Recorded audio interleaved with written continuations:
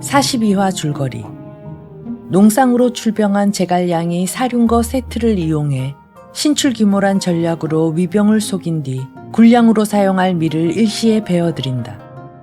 굴량으로 골머리를 썩이던 공명은 둔전을 실시하는 등 북정은 장기전으로 치닫는다. 그런데 동호가 군사를 일으켜 쳐들어온다고 거짓말하는 이염의 농간으로 공명은 또다시 모처럼의 좋은 기회를 놓치고 회군하며 뒤쫓는 장압을 개책에 빠지게 하여 죽인다. 이렇게 3년의 세월이 흐르고 공명은 태사 초주의 반대를 무릅쓰고 다시 북정에 오른다. 사마의가 북원을 점령해 위수에 부교를 놓고 이곳에서 촉군은 참패하는데 이에 제갈량이 오나라 송곤에게 위나라를 질 것을 권하는 서신을 보낸다. 한편 공명은 상방고 호로곡을 발견하고 모구유마를 만들어 굴량을 운반하게 하고 이를 이용해 위나라 굴량을 뺏기도 한다.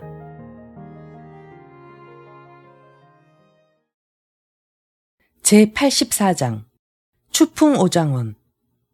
한편 사마이는 겨우 목숨을 부지하여 영체로 달아나 돌아오며 마음속으로 몹시 근심한다. 그런데 사자가 천자의 조서를 가지고 왔다고 한다. 사자가 동호가 세계 방면으로 침입하여 조정에서 장수들에게 명하여 적병을 막게 한다고 말하며 사마의에게 굳게 지킬 것이지 절대 싸우러 나가지 말라고 한다. 사마의가 어명을 받고 해자를 깊게 파고 보루를 높이 쌓아 굳게 지킬 뿐 싸우러 나가지 않는다. 한편 조에는 송곤이 병력을 삼로로 나눠 침입하자 역시 병력을 삼로로 일으켜 맞선다. 유소에게 군사를 이끌고 강하를 구원하게 하고 전예에게 군사를 이끌고 양양을 구원하게 하고 조에는 직접 만총과 더불어 대군을 통솔해 합비를 구원하러 간다. 만총이 먼저 일군을 이끌고 소호어기에 도착해 멀리 바라보니 동쪽 강둑에 전함들이 무수하고 각종 깃발이 정숙하다.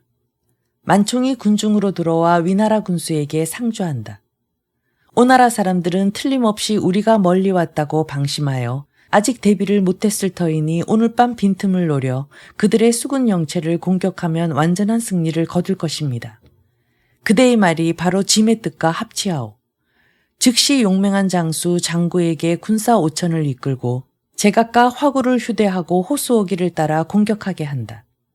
이날 밤 이경 무렵 장구와 만총이 각각 군사를 이끌고 조용히 소호어기로 출발한다. 수군 영체에 접근해 일제히 고함 지르며 쳐들어간다. 오나라 군사가 허둥지둥 혼란에 빠져 싸우지도 않고 달아난다. 위나라 군사가 사방에서 불을 질러 전선, 굴량, 각종 기구 등을 불사르니 그 수를 헤아릴 수가 없다. 제갈근이 패잔병을 이끌고 면구로 도주한다. 위나라 군사가 크게 이기고 돌아왔다. 다음날 정찰병이 육손에게 알리니 육손이 여러 장수를 소집해 의논한다. 내가 주상께 표를 올려 청해야겠소. 신성의 포위를 풀고 포위에 동원된 군사를 동원해 위나라군의 퇴로를 끊고 내가 대군을 이끌고 그 전방을 공격하면 그들은 수미가 모두 맞서지 못할 테니 일거에 격파할 수 있소. 무사람들이 그 말을 따른다. 육손이 즉시 표를 써서 병졸 한 사람에게 주어 몰래 신성으로 보냈다. 소교가 명령을 받고 표문을 가지고 강나루에 도착하지만 뜻밖에도 잠복하던 위나라 군사에게 사로잡힌다. 위나라 군중으로 압송돼 위나라 군주 조예에게 끌려간다. 육손의 표문을 압수해 조예가 읽고 나서 탄식한다. 동호의 육손은 참으로 신묘한 계책을 가졌구나. 이에 명령을 내려 오나라 병조를 옥에 가두고 유소에게 송곤의 배후 공격을 신중히 방비하라 한다. 한편 제갈근은 한바탕 크게 지고 게다가 여름이라서 병력에 질병이 많이 발생하자 서신 한 봉을 써서 육손에게 전달해 군사를 거둬 오나라로 돌아갈 것을 의논한다. 육손이 서신을 읽고 나서 사자에게 이른다. 장군께 인사를 전하시오. 내게 따로 생각이 있소. 사자가 되돌아가 제갈근에게 알리니 제갈근이 묻는다. 육장군이 무슨 거동을 보였소? 육장군은 무사람들을 재촉해 영체 밖에 콩을 심게 하고 스스로 여러 장수와 더불어 원문에서 활쏘기 놀이를 하고 있습니다. 제갈근이 크게 놀라 직접 육손의 영체를 찾아가 육손을 만나 묻는다. 이제 조회가 직접 보니 그 군사력이 몹시 강성한데 도독께서 무엇으로 방어할 생각이오. 제가 예전에 사람을 보내어 주상께 표를 올리려 했으나 적군에게 붙잡힐 줄은 몰랐소. 기밀이 누설됐으니 저들이 틀림없이 대비할 것이오. 싸워도 이익이 없으니 우선 퇴각하는 것만 못하오. 이미 사람을 주상께 보내어 표를 올려 천천히 군사를 물리기로 했소. 도독께서 이미 그런 뜻을 가졌다면 조속히 퇴각할 것이지 무슨 까닭에 지연하는 것이오. 아군은 퇴각하더라도 서서히 이동해야 할 것이오. 이제 퇴각하면 위나라 사람들이 그 틈을 노려 추격할 것이오. 이는 패전을 부르는 길이오. 조카께서 먼저 전선들을 동원해 적군에게 대항하는 척 하시오. 나는 군사를 모두 양양으로 진군시켜 적군을 현혹하는 계책으로 삼은 뒤 천천히 강동으로 돌아가겠소. 그러면 자연스럽게 위나라 군사는 감히 접근하지 못할 것이오. 제갈근이 그 계책에 따라 육손에게 고별하고 본영으로 돌아가 배를 정돈하며 출병을 준비한다. 육손이 군대를 정돈하고 성세를 떨치며 양양을 향해 출발한다. 재빨리 세작이 위나라 군주에게 알리며 오나라 군사가 벌써 움직이니 반드시 방배해야 한다고 이야기한다. 위나라 장수들이 이를 듣고 모두 출전하려 한다. 위나라 군주가 평소 육손의 재능을 알아 뭇장수들에게 이른다. 육손은 지모가 있으니 적군을 유인하는 계책을 쓰지 않을 리가 없소. 함부로 움직여선 안 돼요. 뭇장수가 그제서야 멈춘다. 며칠 뒤 정찰을 나갔던 군졸이 와서 보고한다. 동호의 삼노 병사가 모두 퇴각했습니다. 위나라 군주가 아직 믿지 못해 다시 사람을 보내 정탐하게 하니 그가 돌아와서 오나라 군이 과연 모두 퇴각했다고 알린다. 위나라 군주가 탄식한다. 육손의 용병은 손자와 오자에 못지않으니 동호를 아직 평정할 수 없구나. 곧 여러 장수들에게 제각각 요충지를 지키라 지시하고 위나라 군주 스스로 대군을 이끌고 합비에 주둔해 형세 변화에 대비한다. 한편 공명은 기산에서 지구전을 벌일 계책으로 총나라 군사들에게 위나라 백성들과 함께 뒤섞여 농사를 짓게 한다. 군사들이 3분의 1, 백성이 3분의 2인데 백성들을 침범하지 않으니 위나라 백성들이 모두 안심하고 생업을 즐긴다. 사마사가 들어와 부친께 고한다. 총나라 군사가 우리의 군량미를 허다하게 빼앗아가고 게다가 이제 총나라 군사와 우리 백성이 뒤섞여 미수 일대에서 둔전을 행하여 장고한 계책으로 삼습니다. 이렇다면 진실로 국가에 큰 재앙입니다.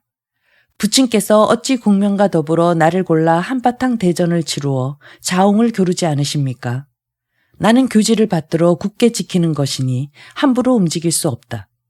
이렇게 의논하는데 위원이 사마이가 지난번에 잃어버린 황금투구를 가져와 욕을 하며 싸움을 건다고 한다. 장수들이 분노에 출전하려는데 사마이가 웃으며 말한다. 성인께서 이르시길 작은 것을 참지 못하면 큰 일을 그르친다 하셨소. 굳게 지키는 것만이 상책이오. 여러 장수가 군령을 따라 출전하지 않는다. 위원이 한참 욕하고서야 돌아간다. 공명은 사마의에게 출전하려는 마음이 없는 것을 보고 은밀히 마대에게 명하여 목책을 조성하고 영체 안에 깊이 해자를 파고 마른 장작과 이나무를 쌓게 한다. 주위의 산 위에 많은 땔감으로 쓰는 풀을 임시거처처럼 쌓고 안팎으로 모두 지뢰를 매설한다. 준비를 마치자 공명이 귓속말로 부탁한다. 호로곡의 탈출로를 차단하고 복병을 골짜기 안에 두시오. 사마이가 뒤따라오면 골짜기 안으로 들어오도록 놔두고 지뢰와 마른 시초를 써서 일제히 불을 붙이시오. 다시 군사들을 시켜 낮에는 칠성기를 골짜기 입구에서 들고 밤에는 밝은 등잔 7개를 켜서 암호로 삼는다. 마대가 계책을 받고 군사를 이끌고 간다. 공명이 다시 위원을 불러 분부한다. 그대는 군사 500을 이끌고 위나라 영체로 가서 싸움을 걸며 사마의의 출전을 유도하시오. 이기려 하지 말고 다만 지는 척 하시오. 사마의가 틀림없이 뒤쫓을 테니 칠성기가 보이는 곳으로 들어가시오. 야간이라면 등불 7개가 보이는 곳으로 달아나시오. 사마의를 호로곡 안으로 유인하기만 하면 그를 잡을 계책이 4개 있소. 위원이 계책을 받고 군사를 이끌고 간다.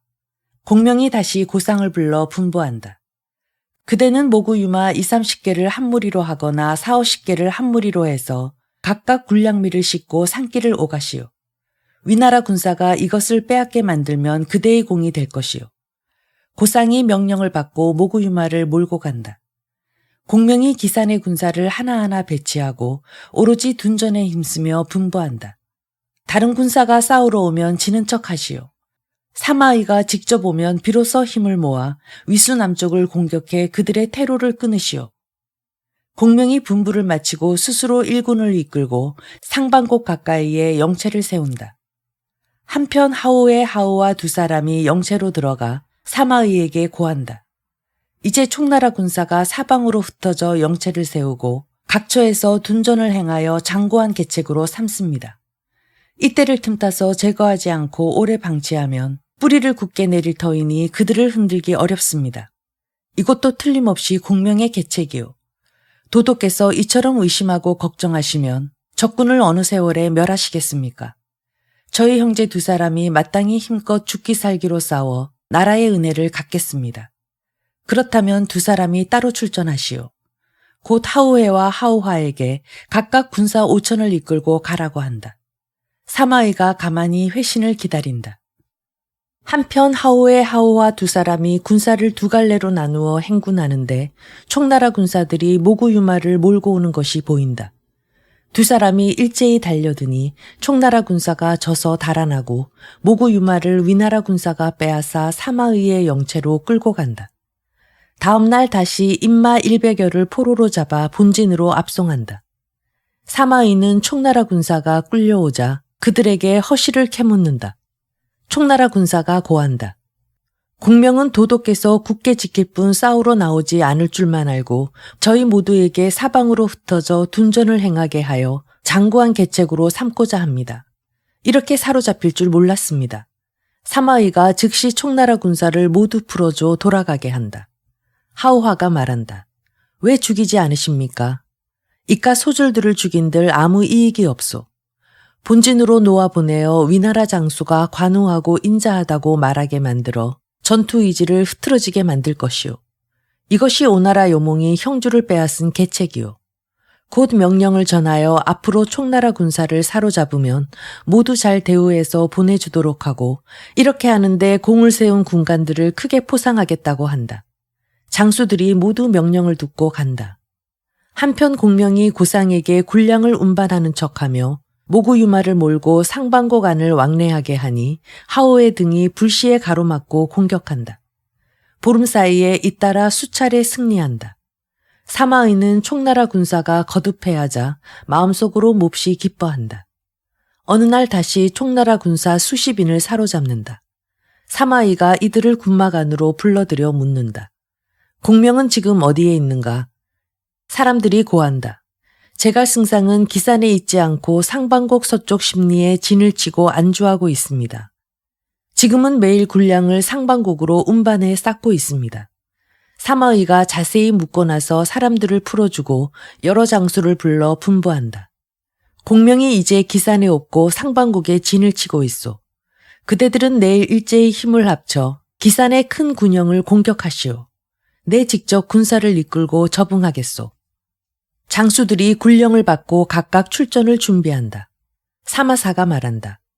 부친께서 무슨 까닭으로 도리어 적 후방을 치려 하십니까?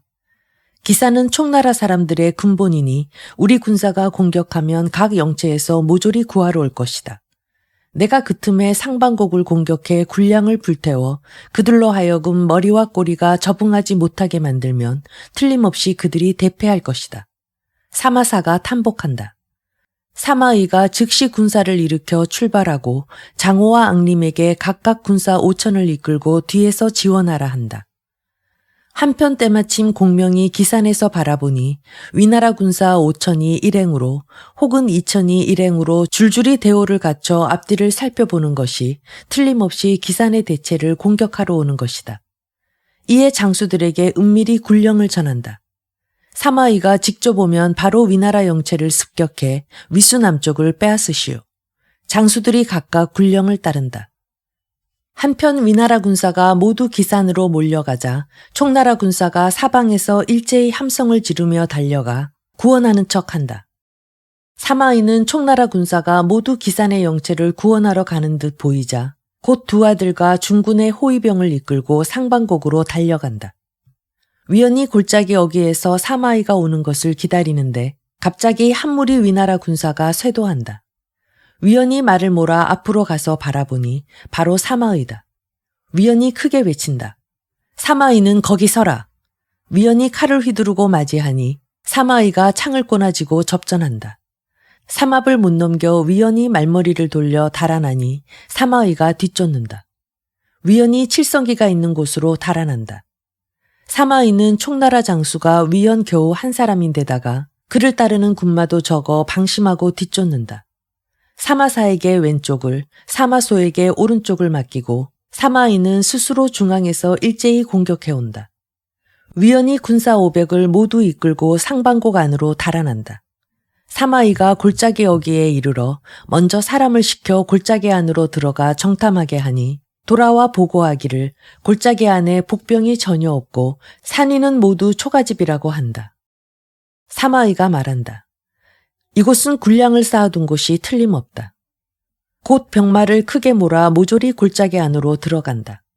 그런데 사마이가 보니 초방 위에는 모두 마른 뗄나무이고 앞에 있던 위원은 보이지 않는다. 사마이가 의심하고 두 아들에게 말한다. 적병이 골짜기 입구를 차단하면 어찌 되겠느냐. 말을 미처 못 맞춰 함성이 크게 진동하고 산 위에서 일제히 횃불을 아래로 던져 골짜기 입구에 불을 질러 차단한다. 위나라 군사가 달아나려 해도 갈 길이 없다. 산 위에서 불화살을 아래로 쏘고 지뢰도 일제히 돌출하고 초방 안에 마른 뗄나무도 모조리 불붙어 활활 타오르니 불길이 하늘을 찌른다. 사마이가 너무 놀라 손발을 허둥거리더니 말에서 내려 두 아들을 껴안고 크게 통곡한다. 우리 부자 세 사람이 모두 이곳에서 죽겠구나. 이렇게 통곡하는데 호련히 광풍이 크게 불고 먹구름이 하늘을 가득 채운다. 한 차례 벼락 소리가 울리고 소나기가 세차게 내린다. 골짜기를 가득 채웠던 불길이 모조리 비를 맞고 꺼진다. 지뢰도 더 이상 터지지 않고 각종 화기들도 소용없다. 사마이가 크게 기뻐한다. 이 틈에 탈출하지 않으면 또 언제까지 기다리겠느냐. 즉시 군사를 이끌고 힘을 떨쳐 돌격한다. 장호와 앙림도 군사를 이끌고 달려나와 접응한다. 마대의 군사가 숫자가 적어서 감히 뒤쫓지 못한다. 사마이 부자와 장호 앙림이 군사를 한데 모아 함께 위수 남쪽의 큰 영체로 돌아간다. 그런데 뜻밖에도 영체를 총나라 군사가 빼앗은 뒤다. 각회와 손내는 그때 부교 위에서 총나라 군사와 접전하고 있었다. 사마이 등이 군사를 이끌고 쇄도하자 총나라 군사가 퇴각한다. 사마이가 부교를 불살라 끊어버리고 북쪽 물가에 진을 친다. 한편 위나라 군사가 기산에서 총나라 영체를 공격하다가 사마이가 대패하고 위수 남쪽의 영체를 잃은 것을 듣는다. 이에 위나라 군사들이 어쩔 줄 몰라 급히 퇴각하는데 사면에서 총나라 군사가 달려들어 위나라 군사가 대패하여 18, 9은 죽거나 다쳐 죽은 이가 무수하고 나머지 무리는 위수 북쪽으로 건너가 달아난다. 공명이 산 위에서 위원이 사마이 부자를 골짜기 안으로 유인하고 삽시간에 불빛이 크게 치솟는 것을 보고 마음속으로 몹시 기뻐하며 사마이가 이번에 틀림없이 죽으리라 여겼다. 그런데 뜻밖에도 하늘에서 큰 비가 내려 불이 꺼지고 정찰병이 사마이 부자가 모두 달아난 것을 보고한다. 공명이 탄식한다. 이를 꾀하는 것은 사람이지만 이를 이루는 것은 하늘에 달렸다더니 억지로 할 수가 없구나.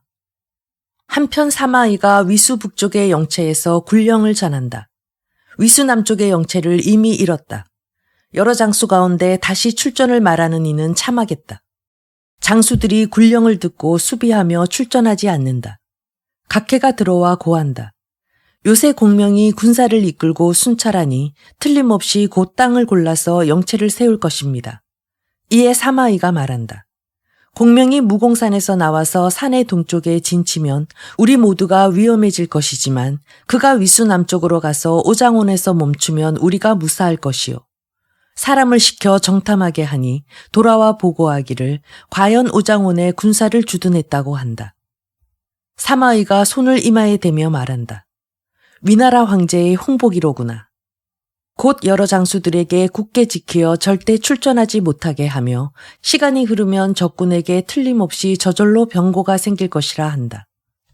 한편 공명이 일군을 이끌고 오장원에 주둔하고 과연 사람을 시켜 싸움을 걸지만 위나라 군사는 나오지 않는다. 이에 공명이 부녀자들의 머리 장식인 건객과 부인들이 쓰는 하얀 비단으로 만든 옷을 가져오게 하고 큰 합속에 담아 편지 일봉을 써서 사람을 시켜 위나라 영체로 보낸다. 여러 장수가 감히 은폐하지 못하고 총나라 사자를 데리고 들어가 사마의를 만난다. 사마의가 무사람 앞에서 합을 열어서 보니 안에는 부녀자들이 머리에 쓰는 건객과 부녀자의 옷이 들어있고 아울러 서신 일봉이 있다. 사마의가 그 서신을 뜯어서 읽어보니 대략 이러하다. 중달이 대장이 되어 중원의 대군을 통령하면서도 갑옷을 입고 무기를 들어 자웅을 겨룰 생각은 않고 그저 흙둥지를 파고 앉아 지키며 칼과 화살을 삼가 피할 따름이니 그대가 부인들과 무엇이 다르겠소. 이제 사람을 시켜 권객과 흰옷을 보내요. 참으로 출전하지 않겠다면 거듭 절하고 받으시오. 수치심이 아직 사라지지 않았고 남자의 흉금을 가졌다면 어서 답신을 보내어 나를 골라 싸우러 나오시오. 사마의가 읽고 나서 마음속으로 크게 노하지만 겉으로 웃으며 말한다. 공명이 나를 부녀자로 여긴다는 것인가? 즉시 공명의 선물을 받더니 사자를 소중히 접대하고 사자에게 묻는다. 공명이 먹고 자는 것은 어떻고 처리하는 일이 많지는 않소. 사자가 말한다. 승상은 아침 일찍 일어나 밤늦게 잠들고 군중에서 20가지 이상의 벌을 직접 처리하십니다. 드시는 음식은 하루에 몇 대를 넘지 않습니다. 사마의가 여러 장수를 돌아보며 말한다. 공명이 적게 먹으며 일을 많이 한다니 어찌 오래 가겠소. 사자가 인사를 하고 떠나 오장원으로 돌아가 공명을 만나 자세히 말한다. 사마의가 건객과 여자 옷을 받고 서찰을 읽고도 진노하지 않고 다만 승상의 침식이 어떤지와 일이 많은지 적은지를 물었지 군사 문제는 전혀 꺼내지 않았습니다. 제가 이렇게 저렇게 대답했더니 그가 식사를 적게 하는데 일은 많다니 어찌 장구하겠는가 라고 말했습니다. 공명이 탄식한다. 그가 나를 잘 아는구나. 주부 양홍이 말한다. 제가 보건대 승상께서 늘 장부와 서류를 직접 살피시지만 그럴 필요가 없다고 생각합니다. 무릇 다스리기 위해서는 체계가 서서 위아래가 서로 침범해서는 안 됩니다. 이것을 비유컨대 집안을 다스리는 방법은 반드시 종복을 시켜 땅을 경작하고 여종을 시켜 부엌일을 맡게 하니 사인의 일이 잘못됨이 없이 구하는 것이 모두 충족되어 그 집안이 바로 서서 여유롭고 편안합니다. 그러므로 베개를 높이 베고 잘 수 있고 음식이 충족되는데 만약 모두가 친히 그 일들을 한다면 곧 몸과 마음이 피곤하여 마침내 아무것도 이루지 못할 것입니다. 어찌 그 지혜가 종들보다 못해서이겠습니까? 이렇다면 집주인의 법도를 잃는 것입니다. 이런 까닭으로 옛사람은 앉아서 도를 논하는 이들을 삼공이라 일컫고 작업하고 실행하는 이들을 사대부라 일컬었습니다. 지난날 병길이 소들이 숨찬 것은 걱정했으나 길가에 사람이 쓰러져 죽은 것은 묻지 않았습니다. 진평이 동가곡식의 수량을 몰랐으나 주관하는 사람이 따로 있다고 말했습니다. 승상께서 세세한 일을 직접 처리하며 하루 종일 땀을 흘리시니 어찌 필요하지 않겠습니까? 사마의의 말이 참으로 지당한 말입니다. 공명이 눈물 흘리며 말한다. 내가 몰라서가 아니라 다만 선제폐하에게서 탁고의 중임을 받은지라 다른 사람들이 나만큼 마음을 다하지 않을까 걱정할 따름이요. 사람들이 모두 눈물을 흘린다. 이로부터 공명이 스스로 정신이 어지러운 것을 깨달으니 장수들이 감히 진군하지 못한다. 한편 위나라 장수들 모두 공명이 건객과 여자 옷으로 사마의를 욕보였지만 사마의가 이를 받고도 싸우지 않는 것을 알게 된다. 장수들이 모두 성이 나서 군막으로 들어가 고한다.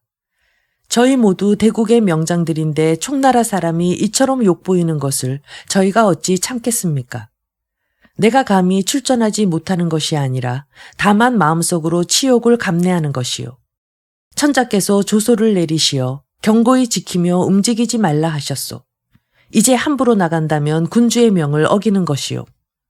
그래도 장수들이 모두 성이 나서 가라앉지 않으니 사마이가 말한다.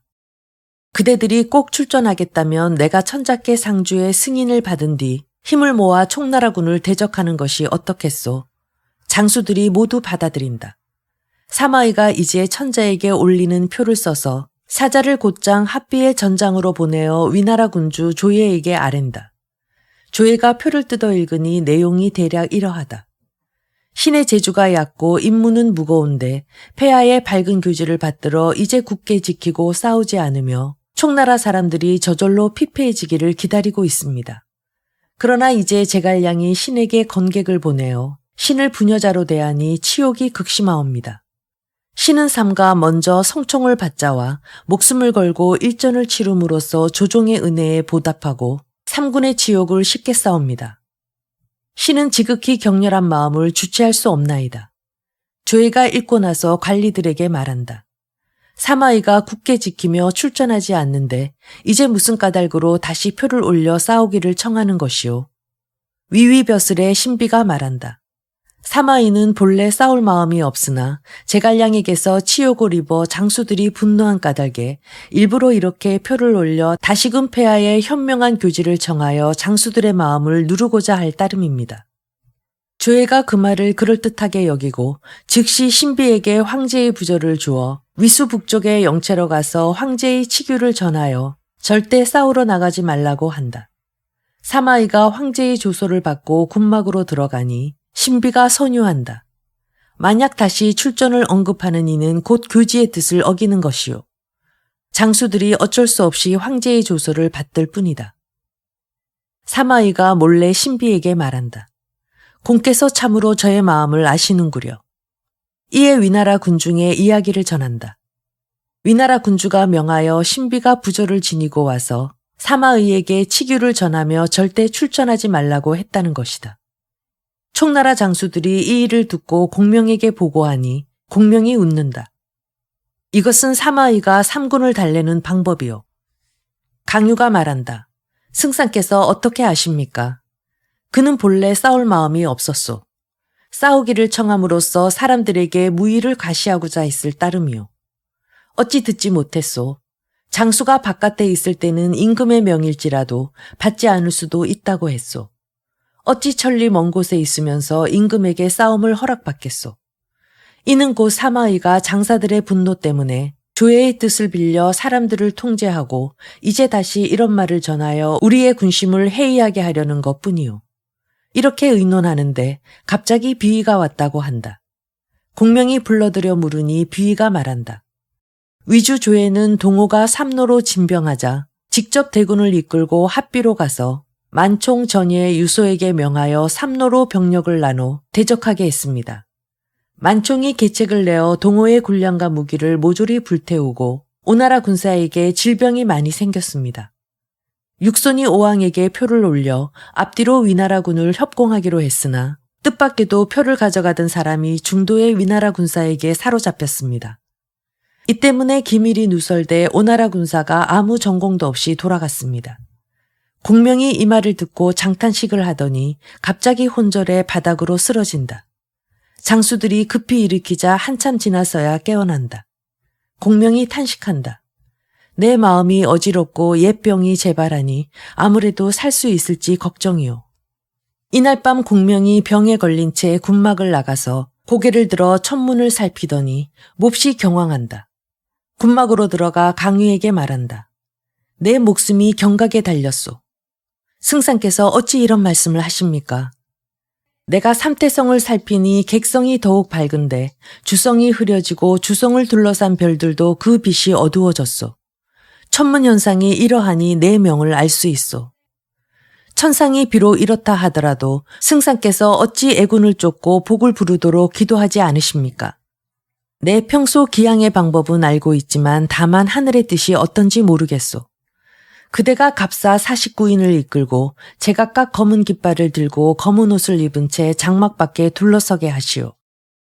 내가 직접 장막 안에서 북두성에게 기도를 올리겠소. 7일 안에 주둥이 꺼지지 않으면 내 수명이 12년은 늘어날 것이오. 그 등불이 꺼지면 나는 틀림없이 죽을 것이오. 자빈들은 들어오지 못하게 하시오. 무릇 필요한 물품 일체는 동자 둘을 시켜 운반하시오. 강유가 명령을 받들어 직접 준비하러 간다. 이때가 8월 중추인데 이날 밤 은하수가 반짝반짝하고 옷 같은 이슬이 방울방울 맺힌다. 깃발들도 펄럭이지 않고 징도 울리지 않는다. 강유가 장막 밖에서 49인을 이끌고 수호한다. 공명이 장막 안에 향기로운 꽃과 재물을 놓는다. 땅 위에 큰 등잔 7개를 나누어 놓고 장막 바깥에 작은 등 49개를 놓고 장막 안에 등 1개를 안치한다. 공명이 절하며 기도한다. 저는 난세에 태어나 속세를 벗어난 삶을 원했습니다. 그러나 소열 황제께서 삼고초려의 은혜를 베푸시고 탁고의 중책을 맡기시어 감히 견마지로를 다하지 않을 수 없어 맹세코 국가의 역적을 토벌하고자 하였습니다. 뜻밖에도 장성이 떨어지려 하니 제 목숨이 곧 끝나려 합니다. 삼가 서신을 적어 위로 하늘에 고하나이다. 엎드려 하늘의 자비를 바라오니 굽어 살펴주소서. 신의 수명을 느려서 위로 임금의 은혜에 보답하고 아래로 백성의 목숨을 구하고 선조의 영토를 되찾아 한나라의 제사를 영원히 있게 해주소서. 망령되이 기도함이 아니오라 진실로 간절한 정성이오니 거듭거듭 살피소서. 절하고 기도하기를 마치고 장막 안으로 가서 고개 숙여 엎드린 채 아침을 기다린다. 다음날 병든 몸으로 일을 처리하니 입으로 피를 토하는 것이 멈추지 않는다. 낮에는 군기를 의논하고 밤에는 정성껏 북두성께 기도를 드렸다. 제85장 한승상 귀천.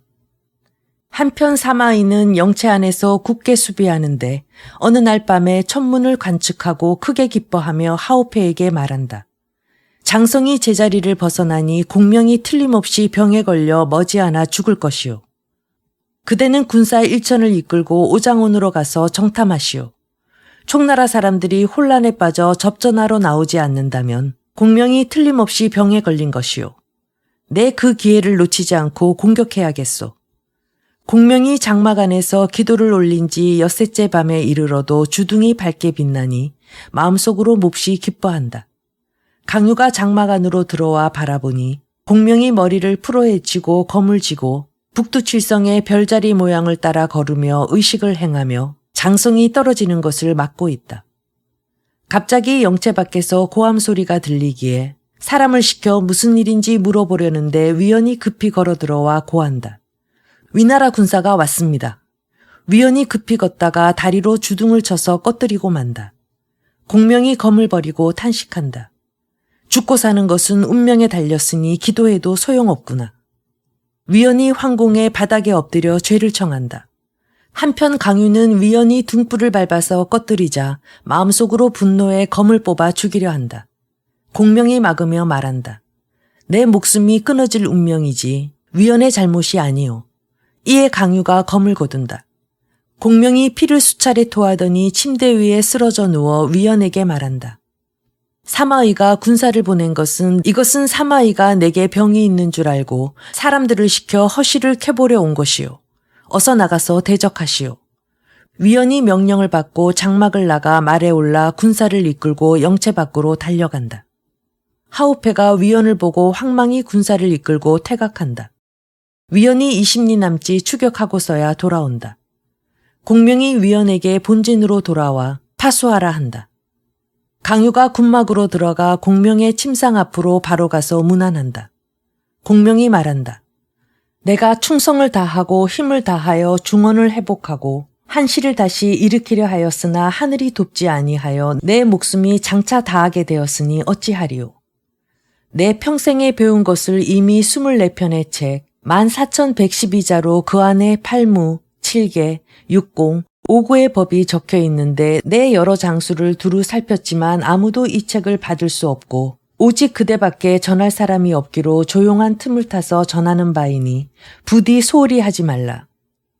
강유가 소리내어 울며 절을 올리고 받는다. 공명이 다시 말한다. 내게 연발로 쏘는 쇠뇌의 사용법이 있지만 아직 사용하지 못하였으니 그 연노법에서 화살 길이는 8촌이고 연노 하나로 화살 10개를 쏘는데 모든 설계도를 완성하였으니 그대가 그 법에 따라 만들어 쓰라. 강유가 역시 절을 올리고 받는다. 공명이 다시 말한다. 우리 총나라 안의 길이 모두 크게 염려할 바는 없겠으나 오로지 은평 땅을 반드시 자세히 살펴야 하니 이 땅은 비록 험준하지만 먼 훗날 틀림없이 위험이 닥치리라. 다시 마대를 군막 안으로 불러 귓속말로 비밀 계책을 전하며 부탁한다. 내가 죽고 난 뒤 부디 계교대로 행하여 다오. 마대가 계책을 받고 나간다. 잠시 뒤 양이가 들어온다. 공명이 침상아까지 불러서 비단주머니 하나를 주며 은밀히 부탁한다. 내가 죽으면 위원이 틀림없이 반역할 것이다. 그대가 여기에 대적하여 싸움에 임하거든 이 주머니를 열어보라. 그때 위원을 뵐 사람이 저절로 나타나리라. 공명이 하나하나 지시를 마치더니 곧 혼절에 쓰러져 저녁이 돼서야 깨어나 그날 밤 후주에게 표를 올려 아랜다. 후주가 표를 듣고 크게 놀라 급히 상서 이복에게 한밤중에 군중으로 가서 문안하고 아울러 뒷일을 묻게 한다. 이복이 어명을 받고 길을 재촉해 오장원으로 가서 공명을 만나러 들어가 후주의 명을 전하고 문안을 마친다. 공명이 눈물을 흘리며 말한다. 내가 불행히 중도에 사망해 국가대사를 저버리니 천하에 죄를 짓는 것이요. 내 사후의 공들께서 마땅히 충성을 다해 주상을 보필하시고 나라의 옛 제도는 변경하지 마시오. 내가 등용한 사람들도 함부로 패하지 마시오. 내 병법은 모두 강유에게 전수하니 그는 스스로 능히 내 뜻을 이어 나라를 위해 힘을 다할 것이오. 내 목숨이 이미 단석에 걸렸으니 즉시 표를 보내어 천자께 아뢰야겠소. 이복이 공명의 한마디 한마디에 눈물을 흘리며 총총히 하직하고 성도로 돌아갔다. 공명이 병든 몸을 억지로 끌고 좌우 사람들에게 그를 작은 수레로 부축해 태우게 하더니 영체를 나가서 각각의 영체를 두루 살핀다. 가을바람이 얼굴에 불어오고 뼛속까지 한기가 느껴지자 장탄식한다. 다시는 전장에서 역적을 토벌하지 못하겠구나. 유유한 창천이여, 언제나 이 슬픔이 끝나랴. 한참을 탄식하다가 군막 안으로 돌아오니 병세가 더욱 위중해서 양이를 불러 분부한다. 왕평, 요화, 장의, 오이들은 모두 충의지사로서 오랫동안 전쟁을 경험하고 부지런히 많은 일을 했으니 믿고 쓸 수 있소. 내가 죽은 뒤 물은 모든 일은 예법에 따라 행하시오. 천천히 군사를 물려야지 급하게 서두르지 마시오. 그대는 모략에 통달하니 그대에게 이것저것 많은 것을 부탁할 필요는 없겠소. 강유는 지혜와 용기를 좋게 갖추어 능히 후방의 엄호를 할 수 있을 것이오. 양이가 눈물 흘리며 절을 올리고 명령을 받는다. 공명이 문방사보를 가져오게 하여 침대 위에서 표를 써서 후주에게 전하게 한다. 그 내용은 이러하다.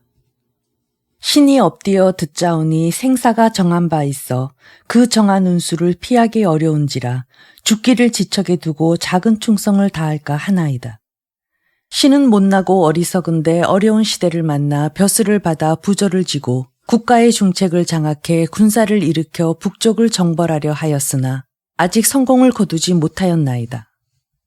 그러나 어찌 질병이 고안까지 들어와 목숨이 단석에 걸릴 줄 알았겠나이까. 폐하를 끝까지 모시지 못한 한이 무궁토록 서리나이다. 바라옵건대 폐하께서는 마음을 맑게 하고 욕심을 적게 하시며 스스로에게 엄격하고 백성을 사랑하옵소서. 선함께 효도를 다하시고 폐하께서 다스리는 사람들에게 인애와 은덕을 베푸소서. 숨은 선비를 선발함으로써 덕성과 재능이 있는 이들을 등용하소서. 간사한 무리를 제거함으로써 풍속을 아름답게 하소서. 신의 집이 성도에 있사온데 뽕나무 800그루, 곡식이 잘 자라지 않는 밭이 15경이라 자재가 있고 먹는 것은 넉넉하옵니다. 신이 외지에서 근무하게 되어 따로 가져오는 것 없이 제 신변의 옷과 음식은 모두 관청에 의뢰하였으나 따로 생계에 한치도 보태지 않았나이다. 신이 죽는 날에 안으로 착복한 비단이나 밖으로 축적한 재산이 드러나서 폐하의 신의를 저버리는 일은 없을 것이옵니다. 공명이 쓰기를 마치고 다시 양이에게 부탁한다. 내 죽은 뒤 발상하지 마시오. 감시를 하나 만들어 내 시신을 그 속에 앉히시오. 쌀 7알을 내 입안에 놓고 다리 아래에 밝은 등잔을 하나 켜시오. 군중에서 평소와 같이 안정하고 절대 통곡하고 애도하지 마시오. 그러면 내 장성이 떨어지지 않소. 사마의는 장성이 떨어지지 않는 것을 보고 틀림없이 놀라고 의심할 것이요. 아군에게 명을 내려 뒤쪽 영체에서 먼저 가게 하고 그 뒤에 영체 하나하나 천천히 퇴각하시오. 사마의가 뒤쫓으면 그대가 전투 대형을 갖추어 군사를 돌려 반격하시오. 그가 오기를 기다려 내가 미리 깎아둔 목상을 수레 위에 앉혀 군사들 앞으로 끌고 나오고 여러 장졸에게 그 좌우로 나눠서게 하시오. 사마의가 이를 보고 틀림없이 놀라서 달아날 것이오. 양이가 모두 따르겠다고 한다. 이날 밤 공명이 사람들의 부축을 받고 나와서 북두칠성을 우러러 보더니 멀리 별 하나를 가리키며 말한다. 저것이 나의 장성이요. 사람들이 바라보니 그 별의 색이 흐려지고 흔들흔들하며 떨어지려 한다. 공명이 검으로 가리키며 입속으로 주문을 외운다. 주문을 마치고 급히 군막으로 돌아가지만 의식을 잃는다. 장수들이 두려워 어쩔 줄 모르는데 상서 이복이 다시 온다. 이복이 공명이 혼절한 것을 보고 아무 말도 못하다가 크게 소리내어 울며 말한다. 내가 국가의 대사를 그르쳤구나.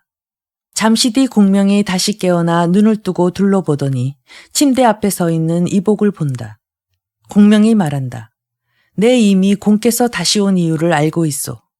이복이 고마워하며 말한다. 제가 천자의 명을 받들고 승상께 앞으로 100년 동안 누가 국가의 대사를 맡아야 하는지 묻고자 했습니다. 제가 바삐 서두는 바람에 승상께 여쭈어 보는 것을 잊었기에 다시 왔을 뿐입니다. 내가 죽은 뒤 대사를 맡을 만한 이는 장환이 적임이요. 장환 뒤에는 누가 계승해야 합니까? 비위가 계승해야 하오. 이복이 다시 묻는다. 그 뒤에는 누가 마땅히 계승해야 합니까? 공명이 대답하지 않는다. 장수들이 가까이 가서 보니 이미 흉서했다. 이때가 건흥 12년 가을 8월 23일이고 그의 나이 54세다. 뒷날 두보가 시를 지어 탄식했다. 큰 별이 어젯밤 군영에 떨어져 선생께서 이날 돌아가심을 알리네. 호장에서 내리던 호령 들리지 않으니 기린때에 누가 다시 훈명을 떨치리요. 문하에 3,000객을 공허히 남겨놓고 흉중에 10만 대각 같은 지략을 쓰지 못하네. 푸른 숲을 그늘지고 맑은 낮은 아름답건만 이제 다시는 그 맑은 노래 들을 수 없구나. 백낙천도 시를 지었다. 선생이 행적을 숨기고 살림에 누웠으나 성군이 삼고초려하며 찾았구나.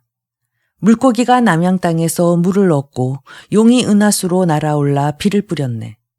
고아를 맡기며 두터운 예를 다하니 나라에 보답하며 충성을 바쳤구나. 앞뒤로 군사를 일으키며 표를 남기니 읽는 사람마다 눈물로 소매 적시네.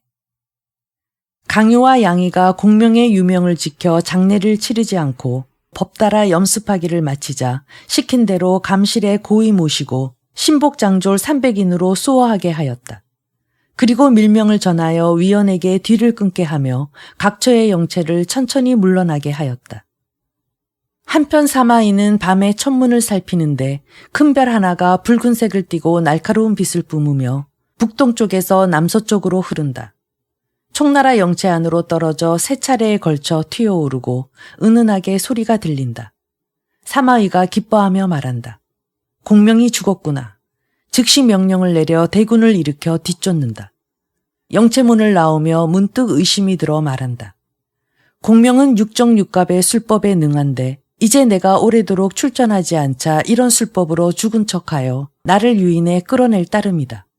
이제 뒤쫓는다면 틀림없이 그 계략에 빠질 것이다. 곧 다시 말고비를 잡고 영체로 들어가 나오지 않으며 다만 하오페에게 몰래 수십 기를 이끌고 오장원의 외진 산속으로 가서 정탐하게 한다. 한편 위원은 자신의 영체에서 어젯밤 꿈을 하나 꾸니 꿈속에서 머리에 갑자기 뿔이 2개 생기는지라 깨어난 뒤 몹시 괴이하게 여긴다. 다음날 행군 삼아 조직이 오자 위원이 불러들여 묻는다. 조카께서 영리를 잘 아신다고 들은 지 오래요. 내가 밤에 꿈속에서 머리에 뿔이 2개 생겼는데 무슨 기륭의 징조인지 모르겠소. 수고롭겠지만 조카께서 나를 위해 판단해 주시오. 조직이 한참 생각하다가 답한다. 이것은 크게 길할 징조입니다. 기린의 머리에 뿔이 있고 청룡의 머리에 뿔이 있으니 이는 곧 변화하여 날아오를 형상입니다. 위원이 크게 기뻐하며 말한다. 공의 말씀대로 된다면 당연히 크게 살해하겠소. 조직이 작별하고 불과 몇 리 못 가서 상서 비위와 마주친다. 비위가 어떻게 오는 길인지 묻자 조직이 말한다. 위원의 영체로 갔다가 그가 꿈속에서 머리에 뿔이 생겼다며 제게 그 기륭을 판단하라고 했습니다. 이것은 본래 길조가 아니지만 바른 말을 했다가 원망을 살까봐 기린과 창룡으로서 예를 들어 해몽했습니다. 조카는 어떻게 길조가 아닌지 아시오? 뿔각의 글꼴은 칼도 아래 쓸 용이 있는 것입니다. 이제 머리 위에 칼을 사용하니 몹시 흉합니다. 일단 군께서 절대 누설하지 마시오. 조직이 떠나고 비위가 위원의 영체로 가서 좌우 사람들을 물리친 뒤 고한다. 어젯밤 삼경에 승상께서 별세하셨소. 임종하시며 거듭 부탁하시기를 장군으로 하여금 후미를 엄호해 사마의를 막고 서서히 퇴각하며 발상하지 말라고 하셨소이다. 이제 병부가 여기 있으니 어서 군사를 일으키시오. 누가 승상의 대사를 대리하오. 승상께서 일체의 대사를 모조리 양희에게 맡기셨소. 용병하는 법은 모두 강유에게 전수하셨소. 이 병부는 곧 양희의 명령이요. 듣고 나자 위원이 언성을 높이고 말한다. 그 무슨 일이 그렇단 말이오. 비록 승상께서 돌아가셨지만 위원내가 살아있지 않소. 양희는 일개 장사에 불과하거늘 어찌 이런 대임을 맡겠소. 그는 서천까지 응고하여 안장하면 되는 것이오. 내 직접 대군을 이끌고 사마의를 공격해 공을 세우고야 말겠소. 어찌 승상 한 사람 때문에 국가대사를 패하겠소. 승상께서 군령을 남기며 잠시 물러나라 지시하셨으니 어겨서는 안 돼요. 위원이 크게 놓아여 말한다. 승상께서 그때 내 계책을 따랐다면 장안을 오래전에 점령했소. 내 이제 관직이 전장군, 정서대장군, 남정후 이건을 어찌 장사 따위와 더불어 후미를 지키는 일이나 하겠소. 장군의 말씀이 비록 맞다 하더라도 함부로 움직여서 적인들의 비웃음을 사서는 아니되오.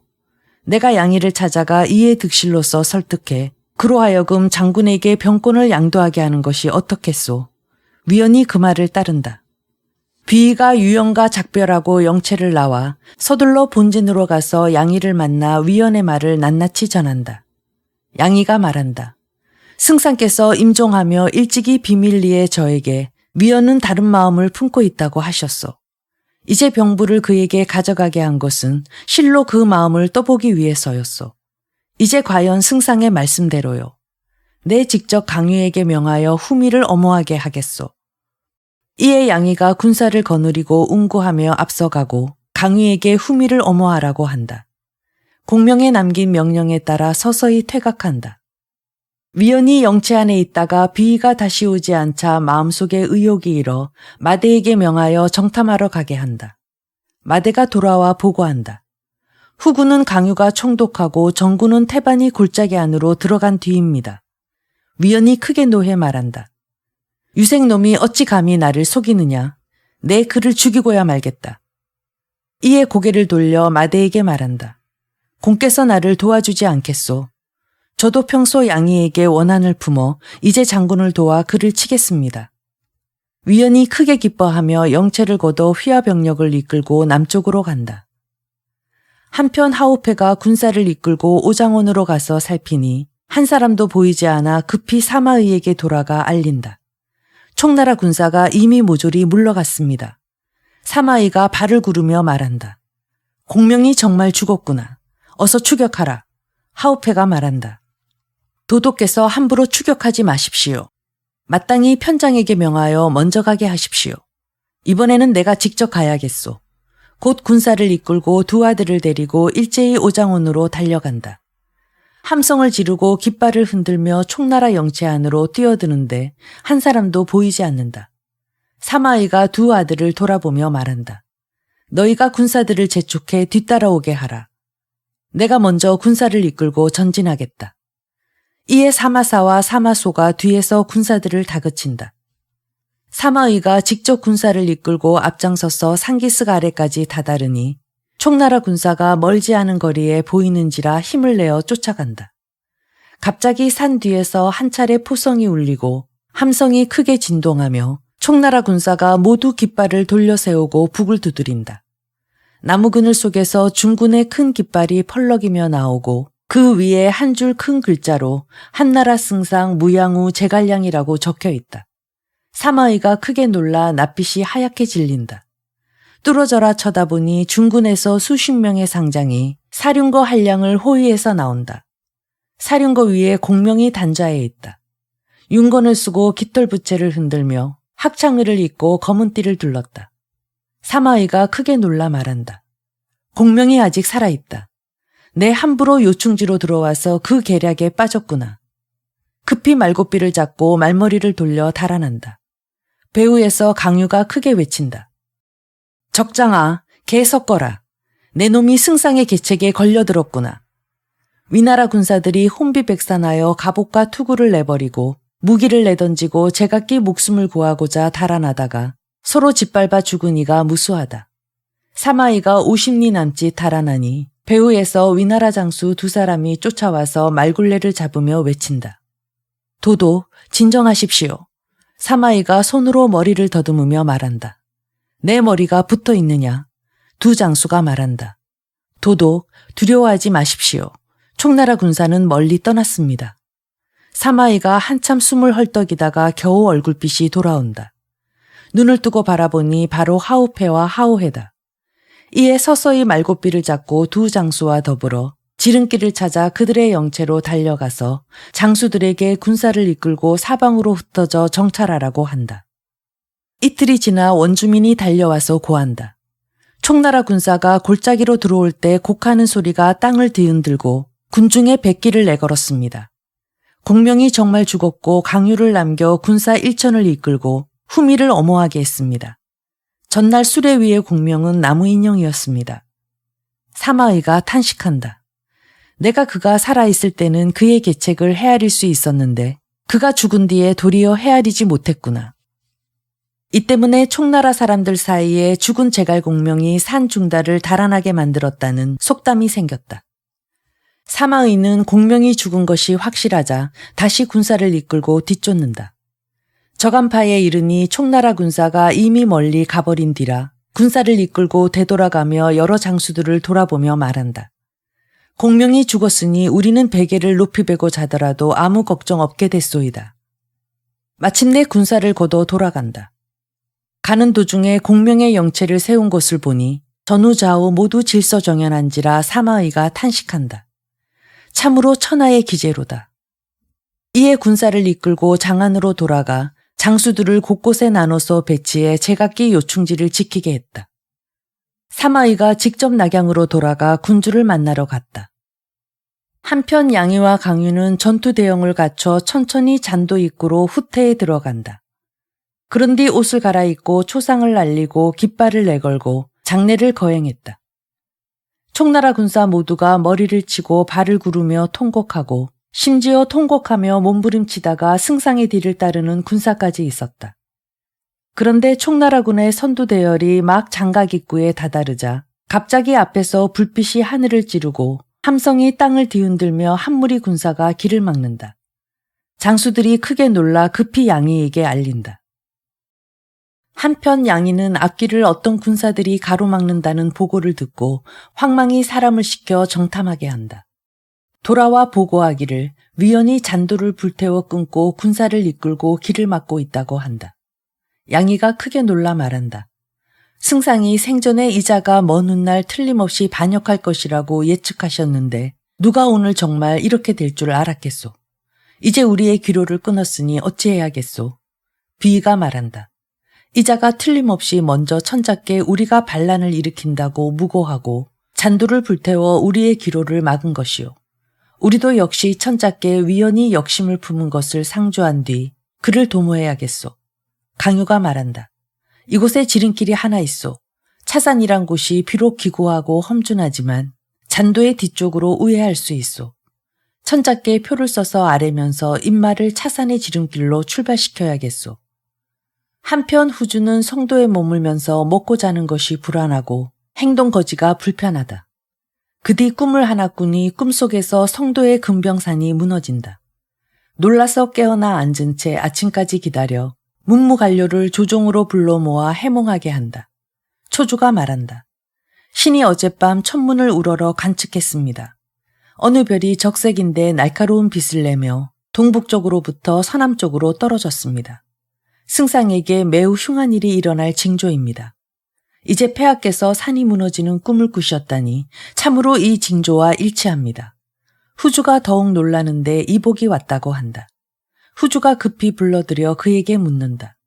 이복이 고개 숙여 눈물 흘리며 승상의 별세를 알리고 승상이 임종하며 남긴 말을 자세히 고한다. 후주가 듣고 크게 곡하며 말한다. 하늘이 나를 버리는구나. 소리치며 용상 위에서 혼절하도록 서럽게 통곡하니 시신들이 후궁으로 모시었다. 오태우가 듣고 역시 목 놓아 곡하기를 그치지 않는다. 많은 관리가 애통해하지 않는 이가 없고 백성들은 사람마다 눈물 흘리며 운다. 후주가 날마다 비통하여 조회를 열지 못한다. 그런데 위원이 표를 올려 양이가 반란을 일으킨다고 한다. 신하들이 크게 놀라 궁궐로 들어가 후주에게 아랜다. 이때 오태우도 궁중에 있었다. 후주가 신하들의 상주를 듣고 크게 놀라 근신을 시켜 위원의 표를 읽게 하였다. 그 내용이 이러하다. 정서대장군 남정우 신위원이 참으로 황공하오나 머리를 조아려 말씀드립니다. 양이는 스스로 병권을 장악하여 무리를 이끌고 반란을 일으키고 승상의 간을 빼앗아 적인들을 이끌고 송도에 들어오려 합니다. 신이 먼저 잔도를 불태워 끊고 병력으로서 수비 방어하고 있사옵니다. 삼가 이렇게 아뢰옵니다. 읽기를 마치고 후주가 말한다. 위원은 용장이라서 좋기 양이 등의 무리를 막을 수 있거늘 무슨 까닭으로 잔도를 불태운단 말이오. 오태우가 말한다. 일찍이 선제께서 말씀하신 것을 들었는데 공명이 위원의 뇌 뒤에 방골이 있는 것을 알고 매번 그를 참하려 하였으나 그 용기를 아껴 우선 쓰는 것이라 하였습니다. 이제 그가 양이 등이 반란을 일으킨다고 아뢰었으나 아직은 가볍게 믿을 수 없습니다. 양이는 학식과 덕망이 있는 사람이라 승상이 장사의 지위를 내린 것이니 틀림없이 믿고 쓸만한 사람입니다. 오늘 만약 이렇게 한쪽의 말만 듣는다면 양이 등은 틀림없이 위나라에 투항할 것입니다. 이런 일은 마땅히 신모 올려 해야지 성급해서는 아니 됩니다. 관리들이 상의하고 있는데 장사 양이가 긴급히 올린 표가 당도했다고 한다. 근신이 표를 열어 읽는다. 장사 양이가 참으로 황공하옵게도 머리를 조아려 삼가 표를 올립니다. 승상이 임종하시며 장차 대사를 신에게 위임했습니다. 옛 제도를 감히 변경하지 말라는 지시에 따라 저는 위원으로 하여금 후미를 엄호하게 하고 강유를 그 밑에 두었습니다. 이제 위원이 승상의 유언을 지키지 않고 스스로 휘하인마를 이끌고 한중으로 먼저 들어가 불을 질러 잔도를 끊고 승상의 용구를 실은 수레를 빼앗으려 하매 반란을 모의합니다. 변란이 창졸 중에 일어나서 삼가 급하게 장조하여 아래옵니다. 태우가 다 듣고 나서 묻는다. 경들의 생각은 어떠하오? 장안이 아랜다. 신의 의견으로 보자면 양이는 사람됨이 비록 성급하나 군량을 준비하고 군기를 보좌하며 승상과 더불어 일을 처리한 적이 많았습니다. 이에 승상이 임종하며 대사를 위임하였으니 그는 결코 배반할 사람이 아니옵니다. 위원이 평소에 자신의 공을 믿고 높은 자리를 탐하니 사람들 모두가 그를 경멸하였습니다. 그런 가운데 유독 양이가 그를 가차없이 대하니 위원이 마음속으로 원한을 품었사옵니다. 이제 양이가 병력을 총지휘하자 위원이 마음속으로 불복하고 그런 까닭으로 잔도를 불태워 기로를 차단한 것이옵니다. 게다가 양이를 무고하는 글을 올려 그를 함정에 빠뜨리려 꾀한 것이옵니다. 신이 바라옵건대 저희 온 집안을 걸고서라도 양이가 반란을 일으키지 않을 것을 보증할지언정 참으로 감히 위원을 보증하지는 않겠사옵니다. 동윤도 아랜다. 위원이 공이 높은 것을 자부하며 늘 불평하는 마음을 품고 입 밖에 원망 어린 말을 내뱉곤 하였사옵니다. 예전에 즉시 반란을 일으키지 못한 것은 오로지 승상을 두려워했을 따름이옵니다. 이제 승상이 사망하자 그 틈을 타고 반란하는 것이니 이러한 형세는 필연이옵니다. 만약 양이의 재간이 기민하고 통달하여 승상이 임명한 것이라면 틀림없이 배반하지 않을 것이옵니다. 후주가 말한다. 위원이 정말 반역했다면 무슨 계책을 써서 막아야겠소. 장안이 말한다. 승상이 평소 그를 의심했으니 틀림없이 계책을 양이에게 남겼을 것입니다. 양이가 믿을 것도 없이 어찌 골짜기로 들어왔겠사옵니까? 위원은 반드시 계책에 걸려들 것이옵니다. 폐하께서는 마음을 놓으소서. 얼마 뒤 위원이 다시 표를 보내어 양이가 반역했다고 한다. 위원의 표를 읽는 사이 양이가 다시 표를 보낸다. 두 사람이 잇따라 표를 맞춰 제각기 시비를 가려 말한다. 그런데 비위가 왔다고 하니 후주가 불러들인다. 비위가 위원에게 반역의 뜻이 있다고 자세히 아뢰니 후주가 말한다. 그렇다면 우선 동윤에게 부조를 주어 해결하도록 가게 해서 좋은 말로 그를 달래야겠소. 동윤이 황제의 조소를 받들고 떠난다.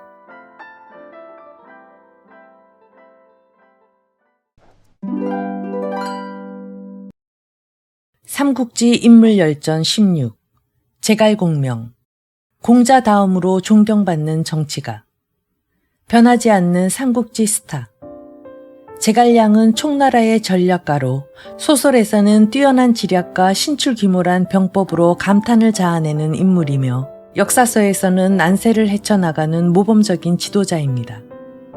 현재 중국에서 제갈량은 춘추전국 시대의 관중, 송나라의 왕안석에 버금가는 위대한 재상으로 평가받고 있습니다. 또 공자 다음으로 존경받는 사람이 제갈량일 정도로 인기가 높습니다. 제갈량이 시대를 막론하고 수많은 사람에게 인기를 얻게 된 것은 소규모 군사 집단에 불과했던 유비의 세력을 중국 대륙 3분의 1을 차지한 국가의 주인으로 만든 전무후무한 능력 때문일 것입니다.